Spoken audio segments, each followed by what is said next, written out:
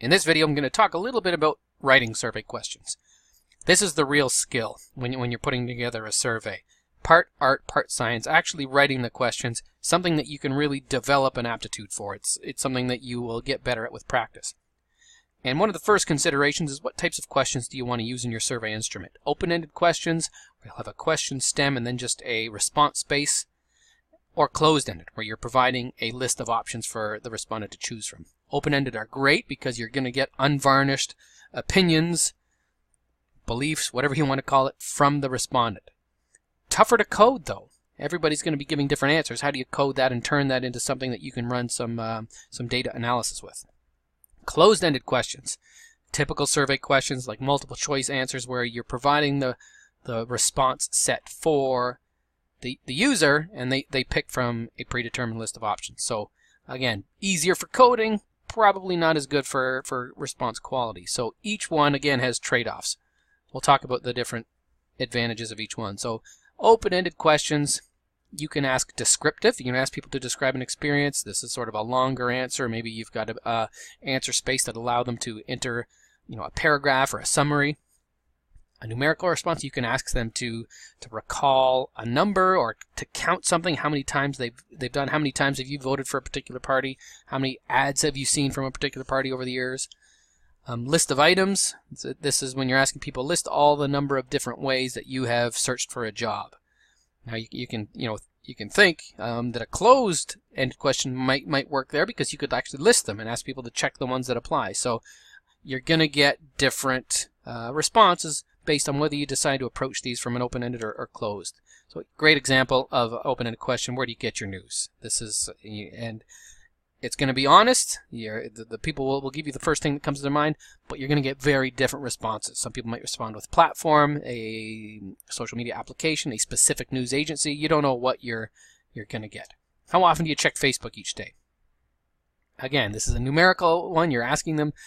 You could probably make this a bit better, right? You could probably say, how many times rather than how often. You can almost imagine the different types of responses you'll get. Open-ended questions can be good as follow-up, and this is probably, I would say, the most useful, the most appropriate use of these open-ended questions when you follow up to a closed one. So do you have any suggestions? Yes or no? If yes, what? And so that's, as an explainer, these are great. They give you a little bit of, qualitative insight into what's motivating the response. Closed-ended questions. So you get different types. We've probably seen many of these. Nominal, closed-ended, so two-choice, multiple choice, multi-select, ranking, ordinal, and these can have sort of categories with a relationship or scale questions. Here's an example.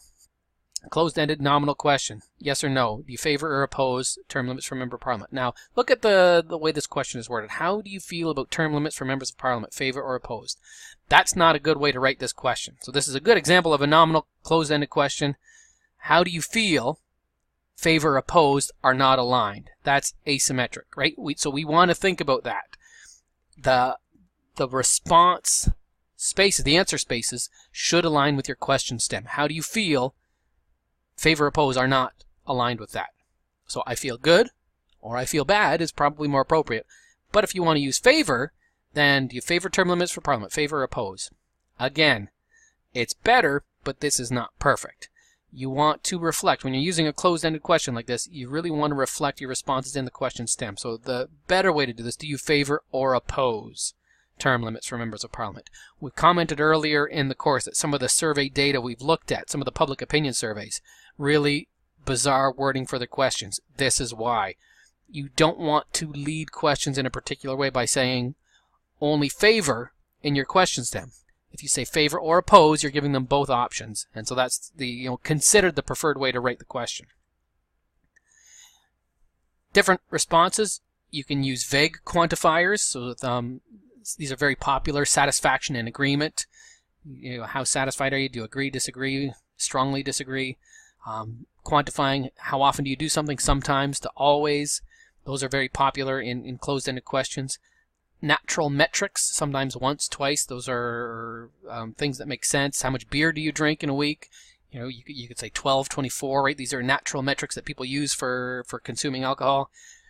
Considerations. Do you want to have a bipolar scale or a unipolar scale? Because all of these types of questions are good, but you want to be careful how you write it. So here's an example of a vague quantifier. How often do you visit Facebook? Regularly, occasionally, rarely, or never. So this is a good example of a vague quantifier. You don't know how people are going to operationalize that, so that's a challenge. A little better. In the past 7 days, how often have you looked at Facebook? Several times per day, at least once per day, every few days, or not at all. So this is, you know, we're getting more precise here. These questions happen to be unipolar, which has one dimension. That means going from a lot to nothing with a 0 at one of the scales. So this is a consideration for when you're writing your questions and also for when you're coding the data. How successful was Justin Trudeau's recent town hall tour? This is a one-dimensional spectrum, so it's got very successful and not successful. So it's complete positive and complete negative at the other end. So we call that a unipolar scale. It's really got very good all the way to nothing. So it usually has 0 at the other end. So in this case, it's not at all successful. It's the equivalent of 0. How successful is it? 100% or 0? That's a unipolar scale. You can have a bipolar scale, which is 2 sort of levels of agreement with 0 in the middle. So is 0 at the end?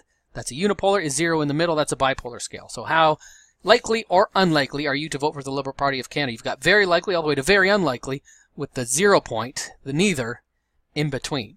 So how you write these, it's going to depend on the information you're seeking, and it's also going to affect how you decide to code your data after the fact. There are some trouble with simple agree-disagree scales. They're very popular. You see them a lot in user experience surveys. They can increase what's called acquiescence bias. People just sort of pick the happy medium. They also, sometimes you're taking a little bit of a leap in terms of the information you're asking them. Are you satisfied or unsatisfied with the performance of the new mountain bike that you bought? So like, forget that extra level of satisfied or unsatisfied. How would you rate your new mountain bike? Good or bad, right? So you tend to sometimes add an extra layer of processing by using a question like this, and you end up with satisficing, which is just kind of picking an answer, or looking or kind of seeking the answer that they think we're looking for and picking that one. So you know, there are some drawbacks to using agree-disagree scales, especially when you use them in what's called a matrix. I don't know if you've ever seen many of these in surveys, but it's called a matrix question when you've got a question stem at the top and a whole bunch of options on one column, and then across the table you've got the different levels to check. You know, these are, you see these are sort of feedback surveys, very popular, horrible for getting responses. You get satisficing, you get a lot of people just picking the same thing for all of them. A lot of people pick strongly disagree, a lot of people pick the middle. You get that sort of response set for these where people that tend to pick the whole thing in one particular column. You can get around that by sort of switching, you know, by aligning one that's kind of the opposite, that runs the opposite direction, so that you would you kind of catch people. But really, you want to avoid these sort of matrix questions, or at least don't rely too heavily on them. Just some considerations. When you're writing these questions, when you're writing closed-ended questions, what do you want your scale? Unipolar, bipolar. What's the scale length? Maybe you want a thermometer scale. Maybe you want 0 to 100. Maybe you want 1 to 10. What are you looking at here? Be direct with your labels as well. And I'll try where possible to opt for specific metrics rather than the vague quantifiers. Balance is good, and you want to label all the response categories. Here's an example of how having a scale that's really not quite balanced can backfire. So you've got two scales. The simple question, how many hours of TV do you watch in a day? The scale at the top was given to one group. So you've got less than a half hour, between half hour and 1 hour, 1 to hour and a half, all the way up to more than 2.5 hours. You give people that scale, 84% come in at less than 2.5 hours. Scale B, how much TV do you watch? Less than 2.5 hours, 2 to 3, greater than 4. And so when you do that, only 63% choose less than 2.5 hours per day. The scale matters, right? Where you just decide to start it and end it can make a big difference. Here we're looking at 20 points. 20 points difference in the reported number of hours of TV you watch. And so lot of cognitive things going on there. There's kind of anchoring and carryover effects, but the options you give them, the balance of your scale, where you start the scale and where you end it, is really going to have an impact on your responses. So you want to be mindful of that. Just some final thoughts. Closed-endeds are good, less burdensome for the respondent, easier to analyze the data, quicker to assess. All options should be present. So you want to have a spot. If you're forcing a response, everything should be represented. So if you're saying which of the parties are you going to vote for next election, and you've got Liberal, Conservative, and NDP, well, that's not all the options, right? You could say the Green Party. You could say other party. You got to give people all the options possible for writing a closed-ended question. Those are comprehensive, exhaustive, and inclusive. So you want to think about all these factors when you're putting together your questions. We will talk a little bit more about this, and I've also posted some resources that you can refer to when completing your survey assignment.